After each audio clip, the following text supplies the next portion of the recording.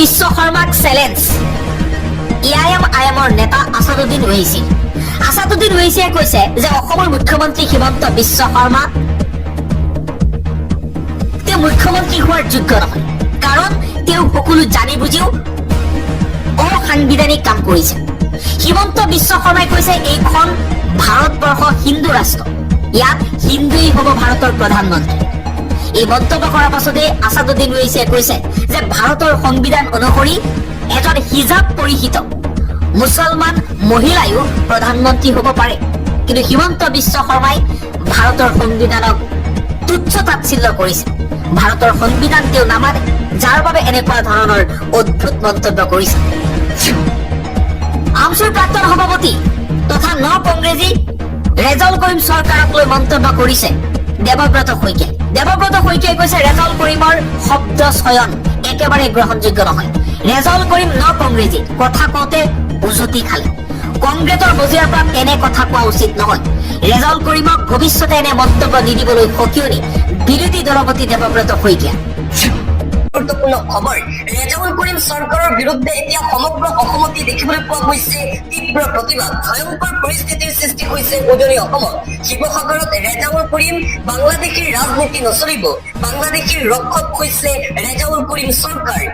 ৰেজাউল কৰিম চৰকাৰে মিয়ালেট নিজৰ অঞ্চলত বহাওক, শিৱসাগৰ তিনিচুকীয়াত নকব, উজনিৰ অসমত চকু নিদিব ৰেজাউল কৰিম চৰকাৰে। উজনি অসমলৈ আহিলে ৰেজাউল কৰিমৰ অৱস্থা বেয়া হব বুলি হুংকাৰ প্ৰদান কৰা হৈছে। চেণ্ডেল গেলা বিলাসীৰে আদৰণি জনোৱা হব ৰেজাউল কৰিমক। আমচুক গেলাই গেলাই খাই শেষ কৰিলে ৰেজাউল কৰিম চৰকাৰে। এতিয়া কংগ্ৰেছক শেষ কৰিবলৈ আহিছে ৰেজাউল কৰিম চৰকাৰ। গৌৰৱ গগৈৰ সন্মুখতে শিৱসাগৰক ধুবুৰী বনাম বুলি কলে ৰেজাউল কৰিম চৰকাৰে। ইয়াতকৈ দুখৰ কথা আৰু একো নাই বুলি মন্তব্য অসমীয়া যুৱ মঞ্চৰ। ৰেজাউলৰ কথাত নিমাতি কইনা হৈ বহি থাকিল গৌৰৱ গগৈ। অতি শীঘ্ৰে ক্ষমা খোজক ৰেজাউল কৰিম চৰকাৰে, অন্যথা পৰিস্থিতি ভয়ংকৰ হব। 2026 চনত কংগ্ৰেছ দলক ইয়াৰ প্ৰত্যুত্তৰ দিয়া হব। দেশতকৈ বাংলাদেশী ডাঙৰ নহয়। ভুলতো ৰেজাউল কৰিম চৰকাৰ যাতে উজনি অসমত নাহে, এইদৰে ৰেজাউল কৰিমৰ প্ৰতিকৃতি দাহ কৰি অসমীয়া যুৱ মঞ্চৰ তীব্ৰ প্ৰতিবাদ দেখিবলৈ পোৱা গৈছে। আন এটা ব্ৰেকিং নিউজে মুহূৰ্তত আহি পৰিছে।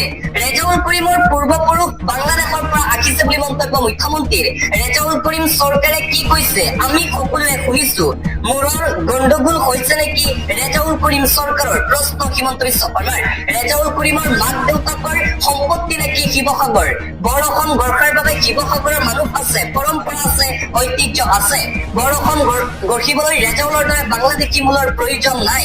মিয়াৰ প্ৰতি কিয় ইমান মৰম গৌৰৱ গগৈ দেৱব্ৰত শইকীয়াৰ? শিৱসাগৰক ধুবুৰীক সজাই কোনখন বৰ অসম গঢ়াৰ কথা কৈছে ৰেজাউলে। ৰেজাউলে শিৱসাগৰক ধুবুৰী সজাম বুলি কোৱা কথাটো গৰিহণাৰ যোগ্য। শিৱসাগৰখন কোনো কংগ্ৰেছী নেতাৰ পৈতৃক সম্পত্তি নহয়। গৌৰৱ গগৈয়ে কিয় মিয়া প্ৰীতি এৰিব নোৱাৰে সেয়াও ৰহস্যজনক। বহুত বেয়া কথা কৈছে ৰেজাউল কৰিম চৰকাৰে। এইদৰে ৰেজাউল কৰিম চৰকাৰৰ বিৰুদ্ধে পুনৰবাৰ সৰব হৈ পৰিছে ৰাজ্যৰ মুখ্যমন্ত্ৰী ডক্টৰ হিমন্ত বিশ্ব শৰ্মা।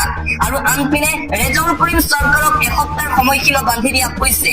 কংগ্ৰেছ দলক এসপ্তাহৰ ভিতৰত ৰেজাউল কৰিমক বৰখাস্ত কৰক, নহলে আগন্তুক দিনত উজনিৰ শিৱসাগৰৰ ৰাইজে কংগ্ৰেছৰ বিৰোধিতা কৰিব নিৰ্বাচনত। গৌৰৱ গগৈৰ পিতৃ তৰুণ গগৈয়ে এইসকল লোকক কেতিয়াও প্ৰশ্ৰয় দিয়া নাছিল। ৰেজাউল কৰিম চৰকাৰৰ বৰখাস্তৰ দাবীৰে শিৱসাগৰৰ তলাতল ঘৰৰ সন্মুখত প্ৰতিবাদ দেখিবলৈ পোৱা গৈছে।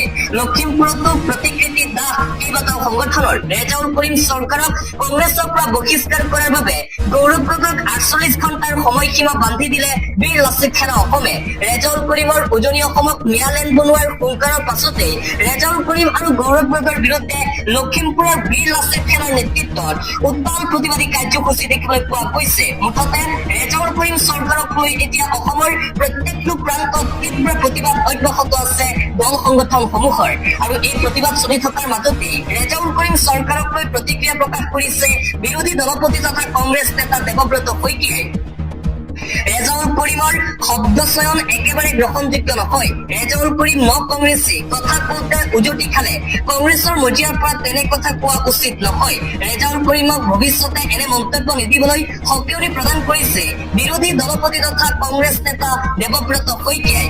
ৰেজাউল কৰিম চৰকাৰৰ বিৰুদ্ধে প্ৰতিবাদ অব্যাহত থকাৰ মাজতে অৱশেষত ক্ষমা খুজিবলৈ বাধ্য হৈছে ৰেজাউল কৰিম চৰকাৰে। মই ক্ষমা বিচাৰিছো। অৱশেষত সমগ্ৰ অসমবাসীৰ ওচৰত ক্ষমা বিচাৰিলে বিতৰ্কিত নেতা ৰেজাউল কৰিম চৰকাৰে। মই ক্ষমা বিচাৰিছো বুলি মন্তব্য ৰেজাউলৰ। অৱশেষত অসমবাসীৰ ওচৰত ক্ষমা বিচাৰিলে ৰেজাউল কৰিম চৰকাৰে। মই মোৰ মন্তব্য উঠাই লৈছো বুলি ক্ষমা প্ৰাৰ্থী ৰেজাউলৰ। মই মোৰ মন্তব্যত দুখ প্ৰকাশ কৰিছো বুলি মন্তব্য ৰেজাউল কৰিমৰ। মোৰ শব্দ উচ্চাৰণত ইফাল সিফাল হয়তো হৈছে। মই বৰ অসম গঢ়াৰ কথাহে কৈছিলো বুলি পুনৰবাৰ মন্তব্য কৰিছে ৰেজাউলে।